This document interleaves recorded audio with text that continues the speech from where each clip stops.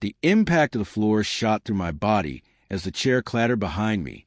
Laughter erupted instantly. His laughter the loudest, sharp and smug, the kind that followed me like a shadow for months. "That's where you belong," he taunted, his voice dripping with triumph. The crowd chuckled with him, swept up in the show he'd staged. But then his father looked at me, just a quick, piercing look, and the room fell silent.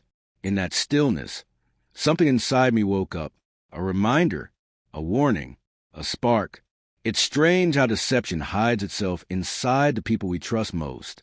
I first met him at my sister's graduation. Polished, confident, charming enough that anyone would have believed he was harmless. I certainly did. We shared coffees, swapped stories, and I let him see more of me than I should have. I thought he was kind. I didn't realize he was studying me.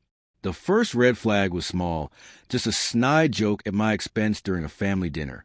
Then the smirks, the eye rolls, the biting comments disguised as humor. Conversations would stop when I entered a room. People who once treated me warmly began giving me strange looks. Influenced by his crafted narrative, he was slowly undermining me, and I didn't even see the threads tightening around my reputation. The truth hit me one night when I accidentally saw a message on his phone. His plan to embarrass me at this very engagement party. Every detail was there. Every intention. Every cruelty. The fury that rushed through me almost consumed me. But I swallowed it. I had learned the difference between reaction and power. Anger burns out. Strategy endures. So I watched him. I collected proof. Every insult, every manipulation, every fabricated story, documented. I pulled conversations out of him that showed who he really was and kept them.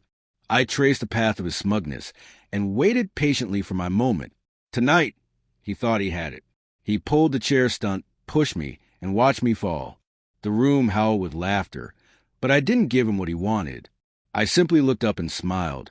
Slow, calm, deliberate. That smile rattled him far more than the fall rattled me. What he didn't know was that I had spent weeks preparing.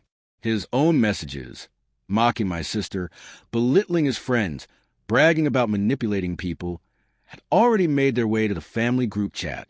His rude comments had reached the ears of the wrong relatives. Business acquaintances he'd hoped to impress suddenly backed out of deals. Invitations evaporated. Whispers of distrust followed him everywhere. And all of it had led us to this moment. He didn't notice the shift around him. The stiff postures, the uneasy glances, the questions whispered behind hands. But I did. His smirk slowly cracked when his father's expression hardened, confusion and disappointment mixing in his features. I rose from the floor with absolute composure, brushing off my dress like nothing had happened. When I met his eyes, I spoke softly, yet the entire room heard me. "Are you enjoying yourself now?" The words weren't loud, but they cut straight through the air.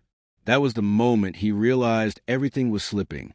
His confidence evaporated, replaced by panic he couldn't hide. Every person he'd manipulated now saw him clearly. Every lie he'd told was unraveling. By the end of the night, he wasn't the center of attention anymore. He was a cautionary tale standing in the rubble of his own ego. People didn't laugh at me. They looked at him. Really looked, and they finally understood. I walked out of the party calm, steady and beautifully unbothered. Revenge, I learned, isn't loud. It's calculated. It's silent. It's watching someone destroy themselves with the very tools they use against you. He'll remember the night he tried to make me fall. Not because I hit the floor, but because it was the beginning of his own downfall. And I rose higher than he ever expected.